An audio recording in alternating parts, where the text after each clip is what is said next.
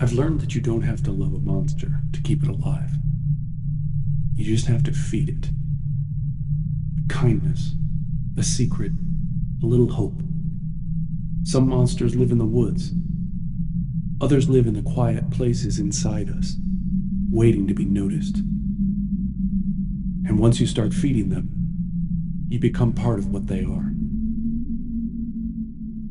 You're listening to Tonight's Terror, original horror stories to hear in the dark. Subscribe and share if you're a fan. And now, tonight's story. Vexatious, the teacher at the front of the room said carefully. Vexatious, the class parroted dutifully. An adjective causing frustration or worry, the teacher finished.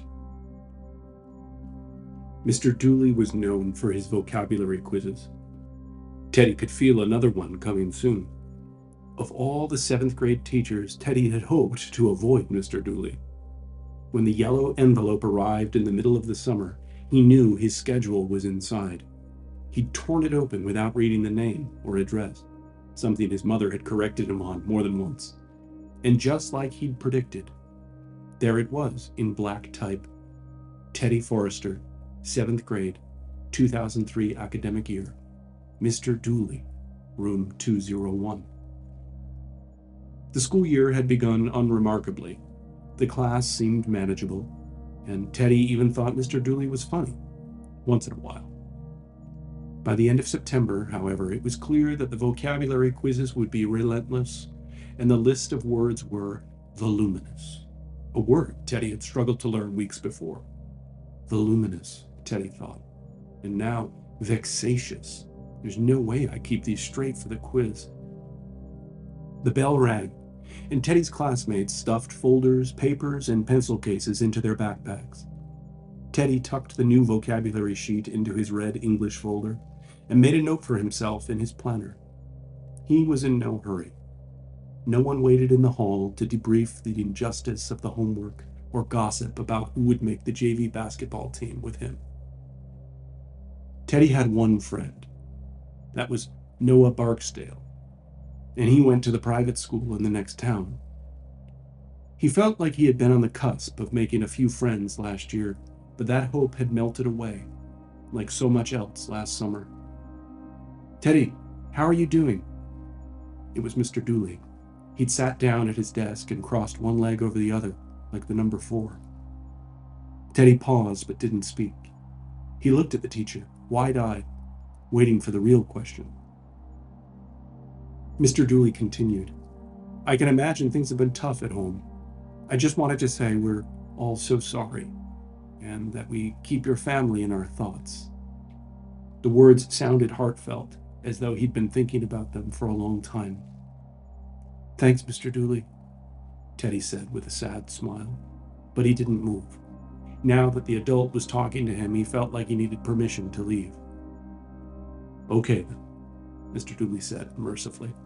Have a nice afternoon. He nodded goodbye, and Teddy turned and shuffled out the door. Teddy's walk home from school was among the best parts of the day.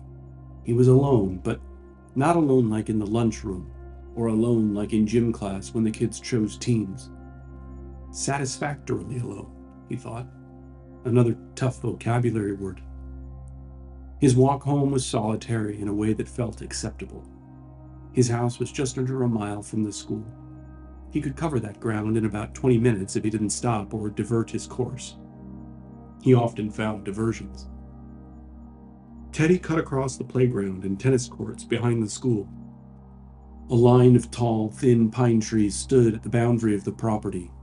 He wove around each trunk like a skier moving through moguls. He brushed his hand against the coarse bark and found a pine cone to kick along in front of him. When he reached the street, he looked both ways and saw no one. The sidewalk looked like a long ladder unfurling up the hill and out of sight. When Teddy reached his house, a blue and white split level among a tract of similar homes, he lingered for a moment at the edge of the yard. Through the front window, he saw the flicker of the television. It cast an undulating glow on the wall of the living room. His mother would be there, dozing on the couch as a man sold vacuums on TV. He paced up the driveway. He saw the oil stain his brother had left when he was working on his car 2 years before. Teddy wondered if there was enough rain in the sky above their town to ever wash it off. The house felt cold when Teddy walked in. He stopped at the thermostat on the wall in the dining room. 64 degrees. He turned the dial to 67 and breathed a pocket of warm air into his hands as he heard the furnace click to life someplace below him. Looking up, he saw his brother, a stern-faced expression, jaw clenched. The photo had been taken shortly after Mike's boot camp graduation. He was wearing his Marine dress blues and staring intently at the camera. A miniature cross made of a folded palm reed was tucked into the corner of the picture frame. For a few years, a smaller version of the same photo occupied a modest space on the mantel above the fireplace. After the planes crashed in New York City, Mike's assignments had changed. The family didn't hear anything from him for weeks at a time. Then, one day last May, 2 stone-faced men appeared on the doorstep. Teddy remembered his mother collapsing on one of them, pulling at the fabric of his jacket. Teddy found his mother in the living room, lying on her side on the couch. She noticed him and pushed herself up on her elbows. "How's school, babe?" she rasped, then cleared her throat. "Fine," Teddy offered placidly. "Can we turn the heat up?" "Sure, sweet," his mother said. "You go ahead and do it." Teddy dropped his bag and walked down the hall toward his room. As he passed Mike's door, he closed his eyes, a habit he'd formed sometime after the funeral. He was sure his mother had been into his brother's room since it happened, but he hadn't. To Teddy, it was haunted now. Not haunted like a cemetery or a creepy old mansion, but haunted in a way that pressed on his chest and made it hard to breathe. He couldn't even stand close to the door without feeling the prick of his brother's absence and the terrible closeness of all the artifacts he'd left behind. The nights in Teddy's house were subdued. His mother would make dinner and watch Teddy eat it while smiling faintly over her untouched plate. Teddy munched on baby carrots and nudged the chicken cutlet in front of him tentatively. "Anything fun come up at school? Any friends have birthdays this month?" she asked. "I don't think so," Teddy said in a small voice. "Who are you hanging out with these days? Last year you were talking about joining the cross-country team with that boy. Marshall, something," she pressed. "Marshall Adams. No, he doesn't talk to me anymore," Teddy answered. Something about the way Teddy said "anymore" signaled to his mother that a follow-up question like "since when" would be ill-advised. An unspoken gulf had opened between Teddy and his peers since Mike died. Something about loss and the grief that rushed in afterward cut too close to the bone. Teddy's junior high schoolmates had leaned away from him more overtly than ever before. It wasn't right, and his mother knew it, but she understood it. She had found herself more and more isolated as the months passed. Everyone was willing to participate in your grief when it was fresh, but only for so long. Teddy's mother tried another tact. "What about Noah? Do you want to ask him to spend the night this weekend?" "He can't. He has a Boy Scout trip," Teddy said tersely. He peered up at her from his plate covertly.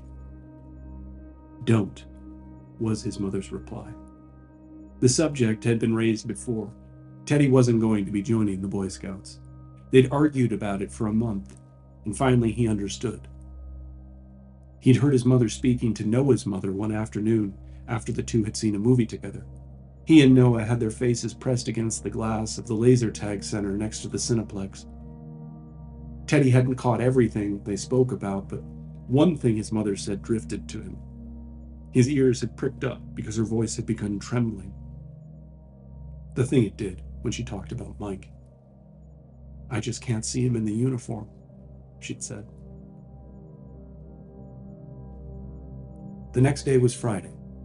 Teddy sat alone in the cafeteria. He was pleased that he'd remembered his book. If he was reading, it was okay. Satisfactorily alone, he thought. A nerd, perhaps, but a socially palatable one. His worn edition of The Adventures of Sherlock Holmes was propped against a napkin dispenser. He hunkered down and read as the manic lunchroom buzzed around him. When the last bell of the day rang, Teddy gathered his things and set off across the schoolyard and tennis courts. The November sun was low, slanting in strips between the branches as Teddy reached the edge of the courts. The air had that Friday feeling, open and expected, but it only made his stomach sink. The weekend would stretch long and sedated. His mother would sleep late, drift through the house in her robe, and ask if he was going to do anything all day. He didn't want to go home yet. Instead of turning left toward his street, Teddy followed the chain link fence that bordered the school field. The path there thinned into woods, a shallow patch that opened into a deeper tangle the farther you went. He and Noah used to come this way often, back when they were younger, when the woods felt bigger and full of things that might be discovered. They'd spend hours out there, daring each other to go deeper, finding half-buried bottles, rusted tools, and once, the barn. That was before Noah had started at the private school, and they'd stopped walking home together every day. The barn still stood where the trees parted, leaning to one side as though caught mid-fall. The boards were gray and splintered, the nails rusted to orange streaks. A square hole gaped near the roof, where a window had long since dropped out, and the remaining glass along the lower pane was clouded and fractured. The wide doors hung unevenly, one resting nearly against the ground. Moss had climbed the foundation stones, and an old tire leaned against the wall. Teddy slowed as he approached. The smell of wet wood and oil was the same. He'd expected it to feel like a time capsule, empty and unchanged. But near the entrance, a few things looked new. A fast food bag, half buried in the dirt, a crumpled water bottle, a sweatshirt streaked with mud. Someone had been here, recently. He stood near the doorway, his pulse quickening. Teddy suddenly felt as though he shouldn't be there. But another part of him wondered, if not here, then where? At least he was doing something different today. Even though he was most certainly trespassing, maybe he'd even tell his mom about it. Anything to fill the disappointed silence at the dinner table. A soft scraping sound came from inside the dark barn. He took a step back and ventured a shaky, "Hello?" Nothing answered. Teddy assumed there was an animal living in the barn. He and Noah had never encountered anything here before, but back in those days they'd tramped through these woods and the barn itself almost every day. There might not have been anyone here in a year or more. An animal had almost certainly made its home in the barn. But then he heard it. A grunt. Someone clearing their throat. A man. Teddy turned and ran. Tearing through the woods, he felt his backpack snag on something and yank him back. He turned and saw the loop at the top caught on the broken end of a branch. He wrestled his way out of the shoulder straps. As he unhooked the bag from the tree, he looked back toward the barn. A man was standing in the doorway, framed by the darkness inside. He didn't have a shirt on. His pants were the same dark blue as the discarded sweatshirt Teddy had seen in the mud. The man was thin. His ribs protruded sharply. He didn't appear to see Teddy. From just inside the door, he pulled up some kind of cloth. It looked like the sheet his mother had put down when she'd painted the bathroom a few years ago. The man wrapped the cloth around himself and glanced up at the sky. Teddy thought he looked sad. In a moment, the man turned and disappeared into the barn. Teddy shouldered his bag and picked his way softly through the undergrowth. He moved quickly through the trees. His breath was shallow but steady. He kept his eyes forward, half expecting to hear footsteps behind him, though none came. The forest thinned sooner than he thought it would. Ahead, the trunks gave way to the pale stretch of the schoolyard, the empty tennis courts visible through the branches. He stopped there at the edge of the woods, one hand resting against the rough bark of a pine. His pulse slowed as he listened. Nothing but the faint hum of traffic and the metallic clatter of the flagpole in the wind. He started walking. The light had changed. The sun was lower than he'd realized. What had been gold an hour ago was now a pale gray. It would be dark soon. Every sound felt loud. The crunch of his shoes, the rustle of his backpack strap against his coat. He caught himself glancing behind him every few steps. Teddy was unnerved by the man in the barn, but also felt strongly that he'd done something wrong by going there. He took in the everyday sights of his walk home: backyards, fences, satellite dishes, above-ground pools, their covers blanketed in fallen leaves. Cars moved past on the road as he walked. Somewhere a dog barked. It should have felt like a relief, but it didn't. He told himself the man was just a drifter, maybe someone looking for shelter. There was nothing strange about that. The barn wasn't Teddy's, and he'd been trespassing. He shouldn't have been there. By the time he reached his street, the houses had their porch lights on. The air smelled faintly of wood stove smoke. He paused at the bottom of the driveway, staring at the window glow that leaked from the living room. The flicker of the television moved against the curtains like water reflecting light. Inside, his mother was sitting forward on the couch, elbows on her knees, eyes locked on the TV. A news anchor's voice filled the room, rapid, urgent, but Teddy didn't make out the words. His mother's face was drawn, pale around the eyes. He'd never seen her watch so intently. Usually she dozed off during the evening news. When she noticed him, she straightened quickly, switching to a half smile. "Hey, honey," she said. "You're home late." "Yeah, sorry," Teddy said. She turned the volume down a notch, but didn't take her eyes off the screen. "Everything okay?" "Yeah," he said again, and meant it as an end to the conversation. He slipped off his shoes and backpack and left them by the door. In the reflection on the dark television glass, he caught a glimpse of his own face beside hers. Small, blurred, both lit by the same restless blue light. "I'm fine," he added. But his mother didn't seem to hear him.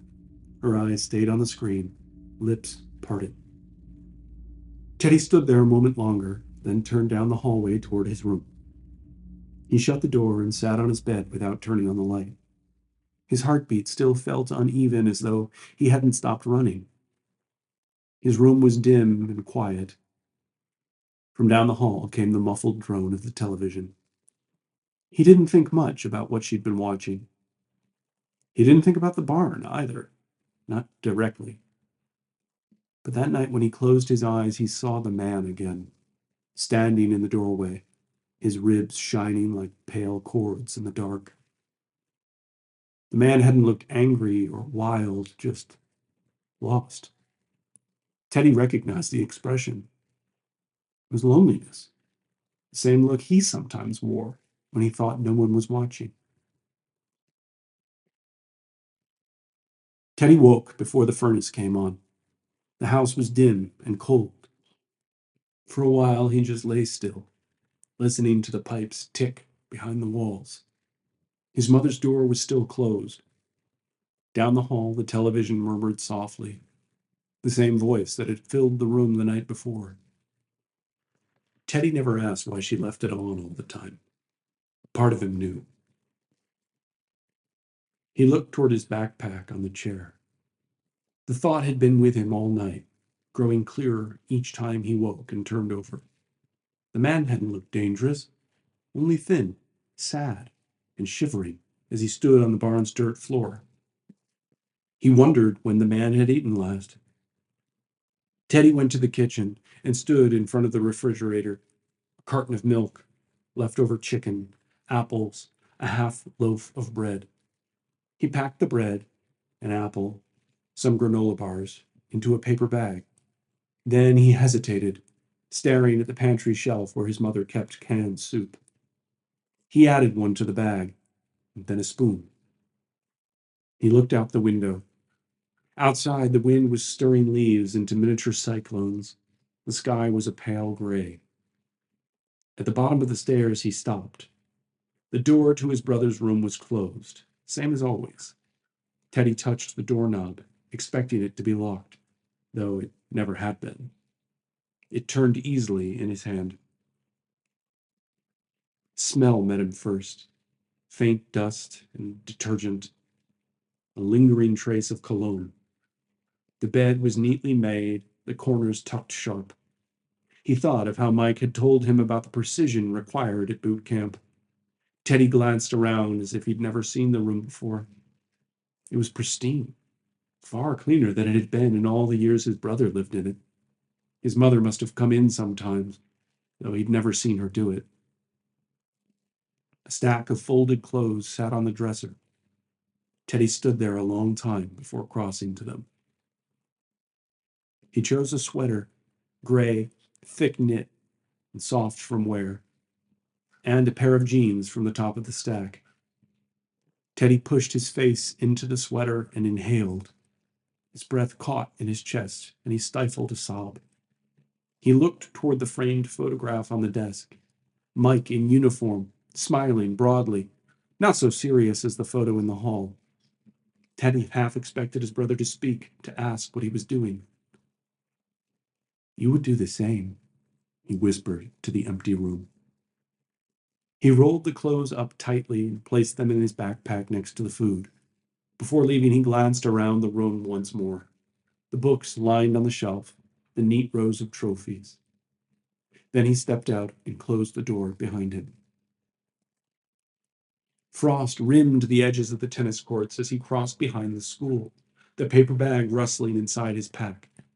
The day was bright, but the air was biting with a suggestion of snow. He adjusted his backpack and stepped onto the makeshift path he'd cut the day before, following it toward the barn. The barn looked different in the bright morning light. Teddy could see that the roof sagged under its own weight. One big storm might bring the whole thing down. He stepped into the clearing. The frosted grass crunched softly underfoot. The barn looked as empty as it had the day before, its broken door gaping and dark. Teddy shuffled to the entrance. From there, he could see a few yards into the gloomy interior, workbenches, heaps of rusted equipment, and a deep corner off to the left, completely in shadow. He felt exposed standing there, silhouetted against the daylight. In a rush, he felt like this was all a terrible mistake. He didn't even know why he was here. He knelt, opened his bag, and began quickly piling the items at the threshold. As he did, he mustered the courage to speak. "I brought you some things." His voice quavered, and he rushed to add, "You can have them." He stood and began walking backward, his gaze fixed on the dark corner of the barn's interior. A sound broke the silence, a shifting of weight, a scrape against the floor. Teddy froze. Then, from the deep corner, the man's voice came, rough and out of practice. "You can leave it there," he said. Teddy squinted into the dark. The man was sitting against the wall, his right leg stretched out in front of him. His ankle was deep purple and swollen, wrapped in something that looked like a torn bedsheet. The man rose with effort and began to hobble into the light. His face was pale, eyes sunken, and his hair matted to his forehead. "I didn't mean to scare you yesterday," the man said. "You didn't," Teddy lied. The man gave a faint smile and then winced as he shifted. Could have fooled me. He reached for the paper bag, fingers trembling. He opened it and stared for a long time before taking out the apple. He turned it in his hand like something unfamiliar.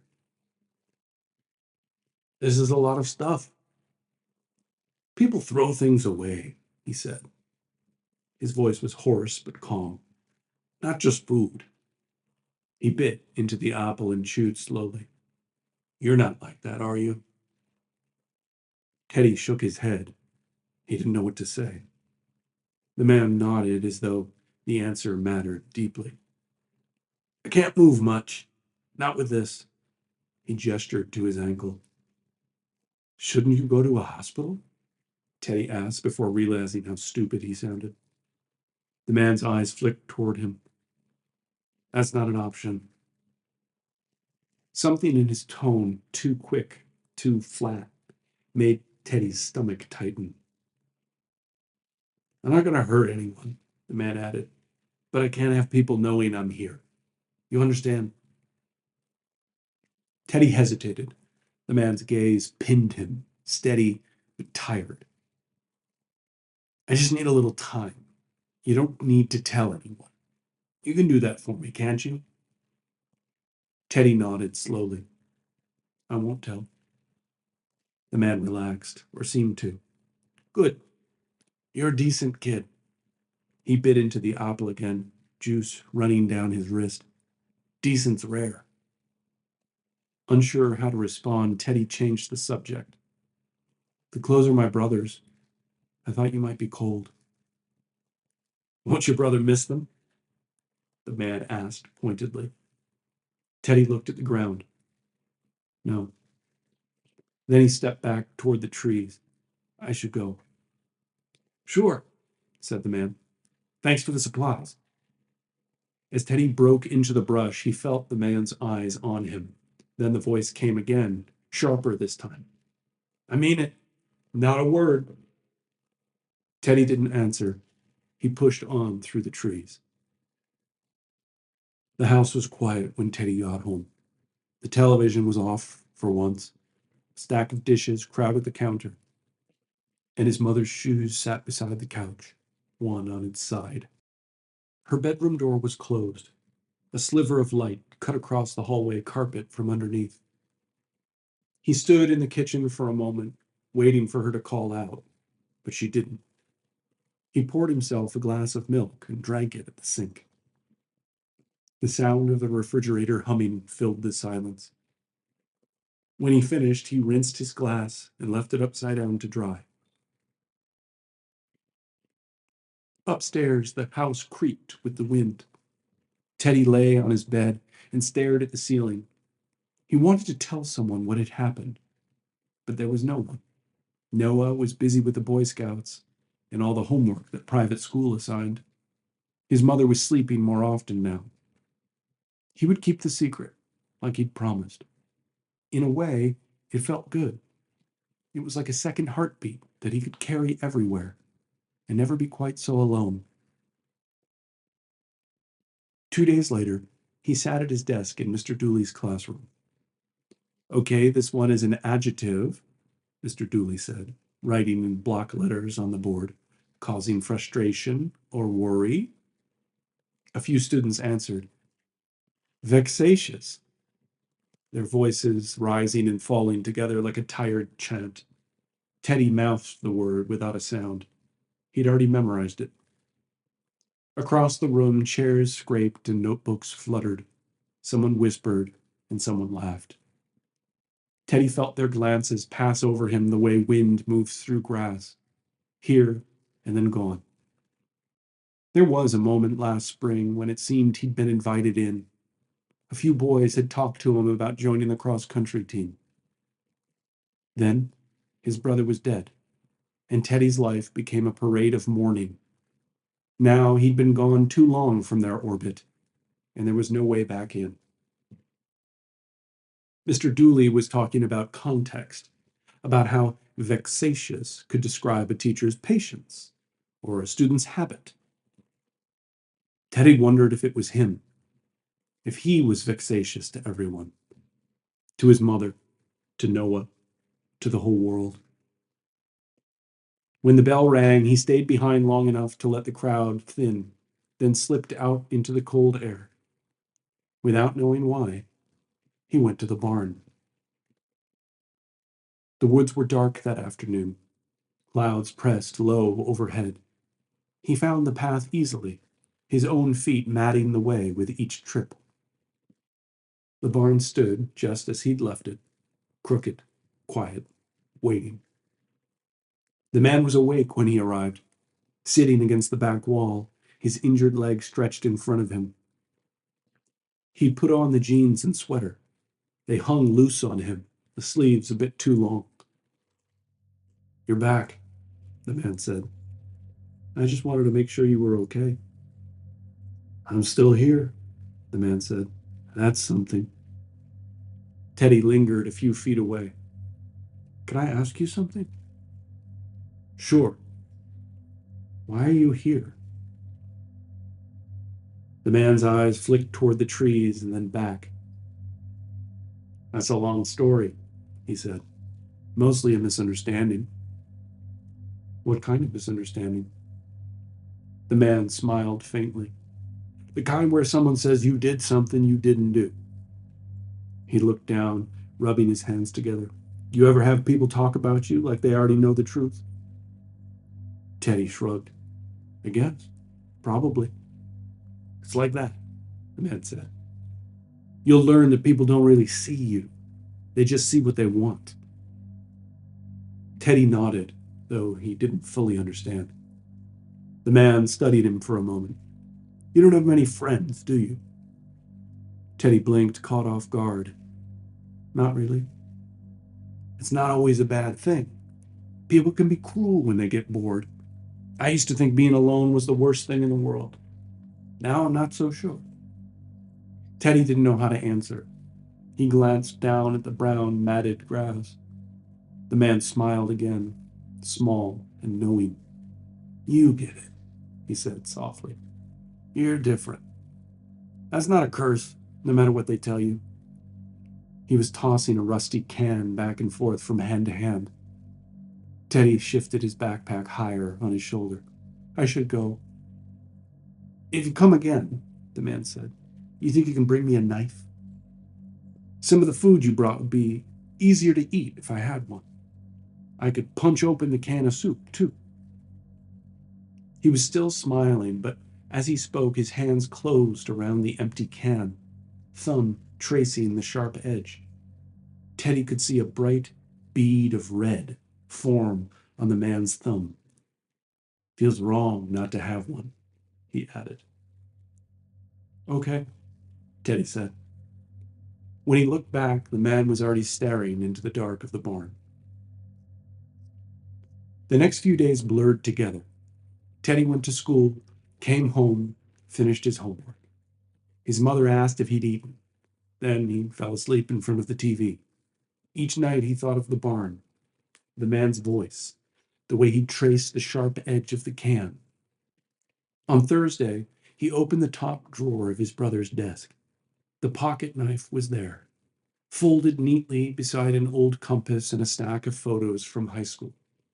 Teddy held it in his palm for a long time, feeling its weight. That afternoon, he walked to the woods without thinking much about the decision. When he reached the clearing, the barn looked the same, but somehow the air was quieter. He didn't call out. He crouched near the door and set the knife on the ground, the red handle catching a bit of light. He laid his bagged lunch, the one he'd abstained from eating that day, beside the knife. He'll use it to open the soup, Teddy had told himself all afternoon. Then he stepped back, listening for movement inside. Nothing. Teddy turned and started toward the path. Part of him hoped the man was gone. Part of him worried he'd never see him again.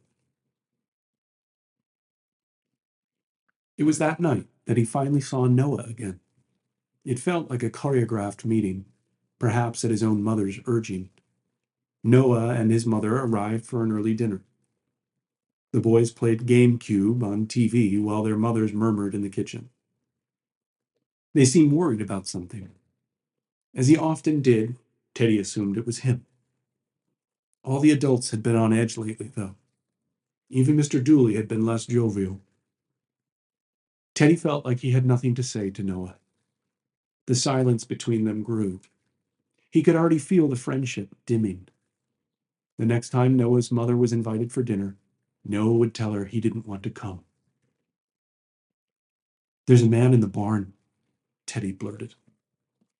The loading screen on the GameCube ended and the next level began. Noah hit pause. "What barn?" Noah asked. "Our barn. The one we used to play in the woods by my school." Teddy was breaking his promise, and quickly. He couldn't stop himself. It felt like if he didn't say something, anything, to keep Noah interested, their friendship would wither and die before Christmas. "Bull crap," Noah said, unpausing the game. "I'm serious," Teddy pressed. "He's got a hurt ankle. I bring him food. He'd starve otherwise." "No way. I don't believe you," Noah said. "Meet me tomorrow after school. I'll show you. By the tennis courts. Meet me there at 3. "Fine," Noah said. "I have a half day tomorrow. I'll be there, but I already know this is a trick.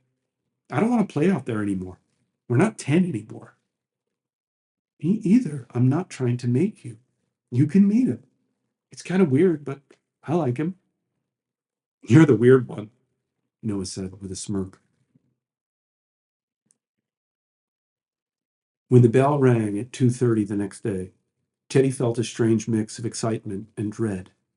He was thrilled at the idea of proving to Noah that there was something interesting in the woods, in his life. At the same time, he worried about how the man would react when he learned Teddy had broken his promise. There was something charming about the man that made Teddy feel important and seen.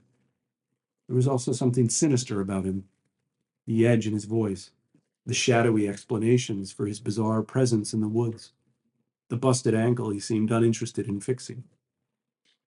For once, Teddy was among his classmates in the mad shuffle to pack their things and squeeze through the door like cattle in a chute. He was nearly in the hall when he heard his name. "Teddy." It was Mr. Dooley's voice. His teacher stood beside the big wooden desk at the front of the room. He beckoned Teddy back. Mr. Dooley wore a smile that Teddy didn't recognize from any language arts lesson or bad joke about a vocabulary word. He was smiling but sad at the same time. "Let's sit," Mr. Dooley said, pulling 3 desks into a semicircle. As his teacher awkwardly forced himself into the child-sized chair, Teddy looked at the third, empty desk. Mr. Dooley caught his eye. "Mrs. Riggins is joining us." Teddy furrowed his brow in confusion. Mrs. Riggins was the school guidance counselor. A few times he'd heard people call her a psychologist, but he didn't know what that word meant. The two sat in silence for a few moments until Mr. Dooley asked him if he was excited for it to snow. Teddy nodded. The door closed behind him. Mrs. Riggins' pale blue dress sailed by in a blur as she approached. She mumbled an apology for making them wait and slipped into the empty desk chair more gracefully than Mr. Dooley had. Her smile looked more natural than Mr. Dooley's, Teddy thought. "Teddy," she began, "we wanted to talk to you about how you think 7th grade is going." Teddy swallowed. He wondered if he was in trouble. As if reading his mind, Mr. Dooley cut in. "You're not in trouble, Teddy." Teddy relaxed and looked up at the clock. It was 2:40. "We've noticed that you spend a lot of time alone, Teddy," Mrs. Riggins said. Her voice made the sentence sound like a question and a statement at the same time. He remained silent. "It's okay to spend time on your own," she continued, "but we want to know that you have people you can connect with." Teddy looked at Mr. Dooley. He offered a pitying, tight-lipped smile. "Do you have friends outside of school?" Mrs. Riggins asked. "Yes, one," Teddy replied. He was getting irritated with the conversation. Vexatious, he thought, looking at the clock again. He knew Noah would be arriving at the tennis courts any minute now. If he wasn't there, Noah would think he'd been right, that Teddy had made it all up. Here he sat, having a conversation about how he didn't have enough friends, while he might be losing the only one he did have. Mrs. Riggins was still talking, but Teddy had stopped listening. Does that make sense, Teddy? She was saying. We just don't want you on your own so often. It's not safe right now. That caught his attention. What's not safe? He asked, suddenly alert. Mr. Dooley cut in. Well, maybe you've heard. I imagine your mom has mentioned it, or maybe you've seen it on the news. Teddy pictured his mother, her eyes locked on the evening news. Somewhere in the back of his mind, a red light began flashing. His mouth went dry. Mr. Dooley was still talking. The man, the one the police are trying to find, he's a bad man. He exchanged a pregnant glance with Mrs. Riggins before appearing to make up his mind about something. Teddy, he said, sighing. The man they're looking for has hurt people. Hurt kids. Teddy felt the floor sliding out from under him. Suddenly, the lonely cafeteria, the cross-country team, his mother's terrible silence, all seemed minute and far away. So, Mrs. Riggins rejoined, you can understand why we think it would be great if you began buddying up with the other kids. And we can help, Mr. Dooley added brightly. Teddy could barely hear them. He felt sick. The room was unbearably hot. His mind raced. Should he tell them now? Run home and tell his mother? Ask Noah what he thought? Noah, Teddy said softly. What's that, Bud? Mr. Dooley asked. Teddy looked at the clock. It was 3:05. I have to go, he said abruptly. Hold on, Teddy, Mrs. Riggins said. We're thinking we could chat with your mom about this, too. Is she working right now? When might be a good time? I have to go, Teddy repeated, louder this time. He stood, the chair's legs squeaking shrilly against the tiled floor. From there, he could see out the windows. The playground and tennis courts sat unoccupied. Flurries of snow danced lazily across the air.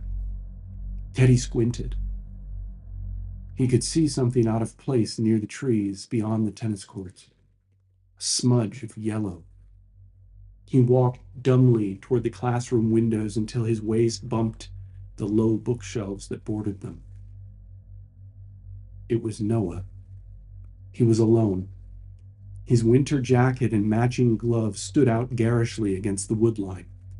Teddy gaped, horrified, as Noah took one last look around the schoolyard before turning and slipping into the trees.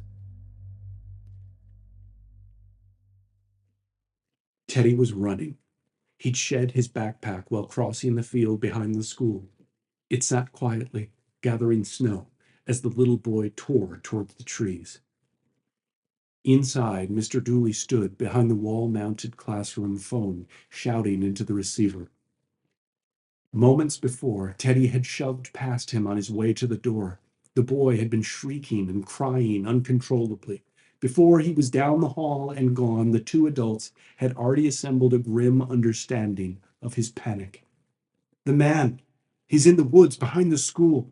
The barn! Teddy had howled, tears streaming down his face. The branches whipped and clawed at Teddy's face as he crashed through the trees and brush beyond the schoolyard boundary. His voice was already growing hoarse from screaming Noah's name. He was panting, out of breath, and choking out sobs all at once. Any flash of yellow would have reassured him that he was closing the distance between them. The terrible reality was that with every step he took, he was drawing nearer to the man. Teddy began crying harder now as he saw the roof of the barn ahead, but no yellow jacket, stopping to turn and ask what in the world he was shouting about. His mind seized on a single, unbearable thought. I brought him the knife. He broke into the clearing, stumbled, and fell. When he struck the ground, the wind was forced from his lungs, and he gasped and pawed at his chest in a panic until he could breathe again. He pulled himself to his knees, but didn't dare look up. He had already seen what lay ahead of him, and he wasn't ready to look again. Teddy stared at the dead grass on the forest floor, listening. Slowly, he lifted his head. The clearing was empty. The barn door hung open, yawning black into the weakening afternoon light. The sound of distant police sirens drifted over the treetops to the crying boy. Teddy reached forward and grasped the discarded backpack embroidered with his friend's initials. He hugged it to his body and rocked. Across the clearing, the snow was torn and trampled. The grass beneath it churned to mud. A single glove lay nearby. Snow was falling steadily now, soft and soundless. The footprints, the torn earth, the mud, all of it began to vanish beneath the white. Teddy sat motionless. He felt no fear of the man anymore. He knew he was alone.